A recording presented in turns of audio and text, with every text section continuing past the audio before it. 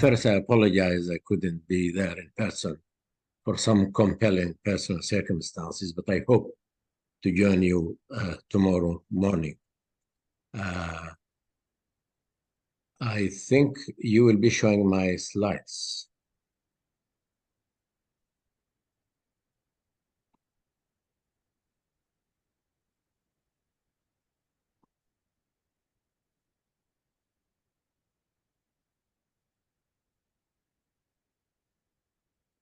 Yeah, thank you very much. Next slide, please.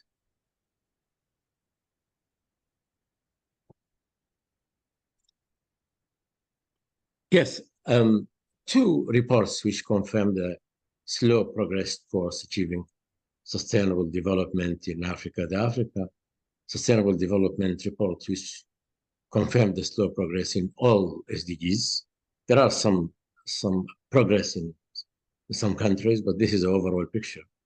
And that report calls for higher order strategic approaches for pushing forward the two agendas of SDGs and Agenda 2063.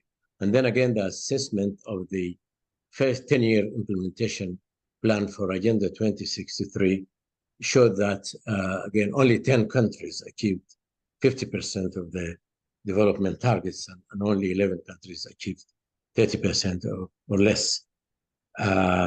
Now, African countries are not supposed to follow parallel agendas of SDGs and 2063, but the 2063 should inform the national development plans, and actually there is correspondence between the 20 goals of Africa Agenda 2063 fit into the 17 goals of the SDGs. Next, please.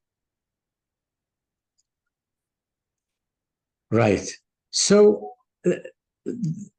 African member states, especially those south of the Sahara, are not on track to meet the intended goals and targets. And there is this call for strategic acceleration. But where does that come from? And I want to say here that higher education has been assigned an important role in achieving the development goals, both in the SDGs and in the Agenda 2063. But it cannot do that alone. Other stakeholders, especially governments, would play an extremely important role in this. Next slide, please. Okay. I want to talk about two major issues. One, the state of higher education in Africa. And the second is the deep-rooted unsustainable development in Africa. The World Bank described the education system in Africa with the term learning crisis. And this was based on statistics of performance against key indicators provided by documents like CESA, which is the Continental Education Strategy for Africa. Is produced by the African Union as an education supplement to the Agenda 2063, covering the period 2016 to 2025, and by the annual Global Education Monitoring Reports. So what does that mean, learning crisis, and what aspect of education does it involve? And here we concentrate on higher education, universities in particular. Next slide, please. So I have a couple of very busy slides, but I just want to illustrate that what is called the learning crisis involves all aspects of education. Curricula which remain content-driven and not competency-based. There are a lot of demands created by using, obviously, foreign languages, cognitive demands. Education is described as being irrelevant to the local needs and the needs of learners and the employability requirements. There's a problem in teachers, again, in qualifications and numbers. Brain drain has its toll on many African universities. Many good teachers end up immigrating to Europe, America, and many to the Gulf. And then there is shortage in technical and vocational skills.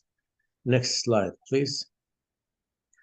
Again, access and quality. These are two very important aspects for the sake of achieving developmental goals. Is access to higher education in Africa fair and open? Well, I'm not talking here about the spread of private institutions, but even public universities now in many African countries have private admission. It's all because of financial reasons. And that what is called the parallel stream created problems of quality, because quite often there is no increase in the facilities. The same facility is educating actually new batches of students who are fee paying. And quality is an important aspect of the education SDG by 2030 to ensure equal access to all women and men to affordable and quality technical, vocational, and tertiary education, including university. And there are a lot of impediments to achieving quality in many African universities. Next slide, please. So definition of quality. I know there is a lot of literature about what constitutes quality. And for a long time, many African universities, of course, they were built by colonial powers, or at least at the time of independence, colonial powers usually establish a single university, which is modeled along the British or French universities. Is mainly run by scholars, and it values things like academic freedoms when it comes to research and that. But here, for our purpose, for a university that to align to the achievement of the development goals, I take this definition by Professor Tristan McCowan from University of London, the effectiveness of the institution in fulfilling its instrumental aim, which is promoting inclusive growth, addressing developmental challenges, strengthening public services, and building robust and democratic institutions. Next, please. So there's so many barriers. The first one is money, resources. We know that these problems of funding higher education in Africa started long ago, in the 70s. And then the advent of the structural adjustment programs of the IMF just worsened the situation. And at the same time, there was very significant expansion in African universities. So there was increasing numbers of newly enrolled students without that being matched by increase in funding. And then we talked about the staffing, the low salaries of staff means that they start looking for other jobs to supplement their salaries, moonlighting in other private universities, which means that they are left with much less time for other activities, including obviously doing research.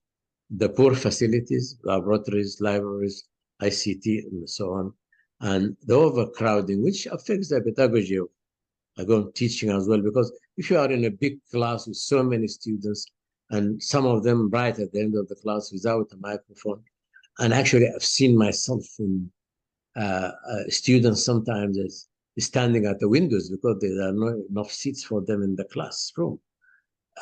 So it's very difficult then to talk about a small group teaching or interactive teaching or anything like this. And then the governance, politics. And this is part of the problems of national governance, of course.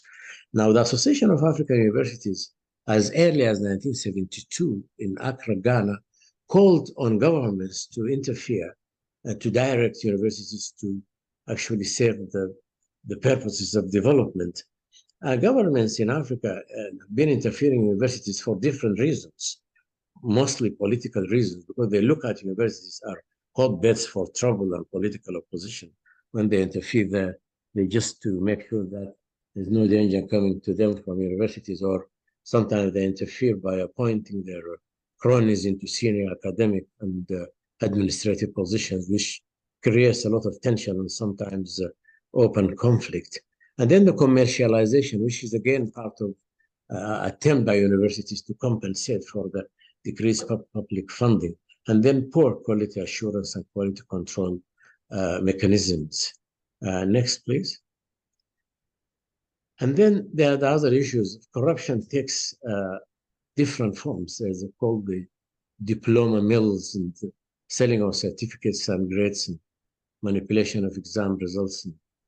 Again, in some universities, the lecturers sell their lecture notes to the students, and many students feel that they have to buy the lecture notes, otherwise it becomes difficult for them to pass the examination. And students are not really empowered, so they keep quiet about a lot of things which they don't like. They just concentrate on obtaining their certificates. Curricular issues, we talked about relevance and employability issues, and then the teaching methods. Exams, again, the regurgitation of information. Next slide, please. So the sustainable development in Africa causes were discussed in the Agenda 2063, and they are rooted in the post-colonial conditions, issues of extractive economies, issues of social inequalities, patrimonial states, and neglect of languages and cultures. But these issues were sustained by the accomplice of the local African elites. And then the neoliberalism and the effect of the structural adjustment programs. So we need to break this path dependency. Next, please.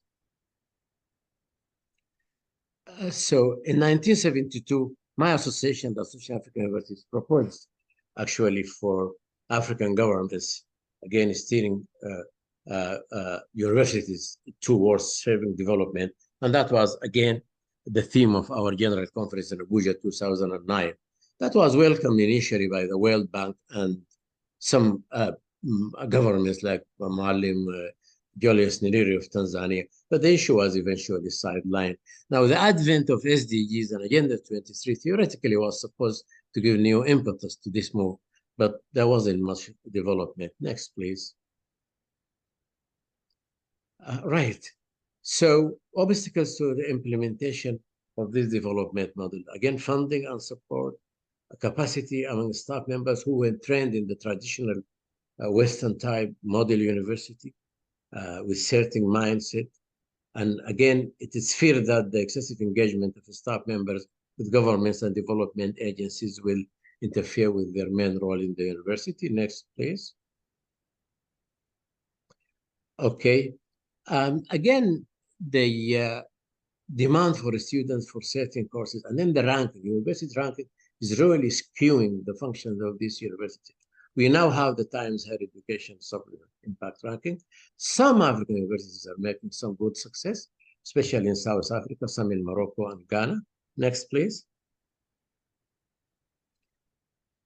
Climate change and sustainable development interaction, they should be dealt with in the same context for a number of reasons. Next, please.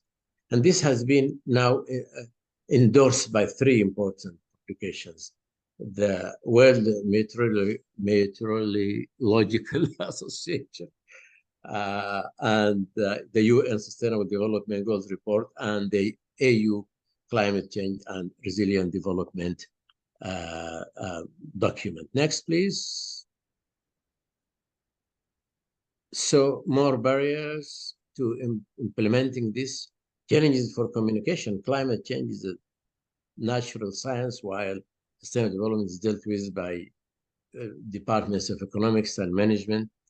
And then the balance between high cutting edge research, people need that for the ranking, and applied research for policy oriented. Next, please. Again, the need for interdisciplinary approach. This is very difficult to implement in African universities, in other universities, because we still publishing mechanisms funding is based on individual disciplines, not on interdisciplinary efforts. Next, please. Yes. Next, please. I want to go to the last slide. Next. Yes. Yes. So this is the last slide. For education in Africa to play its role, fundamental transformation is needed. So it should include analysis of the causes of unsustainable development, because there's still criticism Agenda 2063, it doesn't go far in that respect.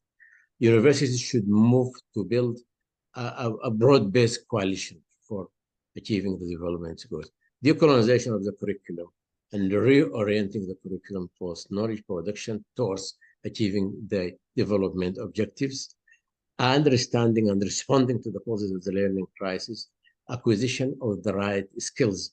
Skills advocated by the World Bank 21st century skills might not be relevant to the state of development of many African countries, engagement with global and regional agendas, but they need to be filtered for that purpose. Thank you very much.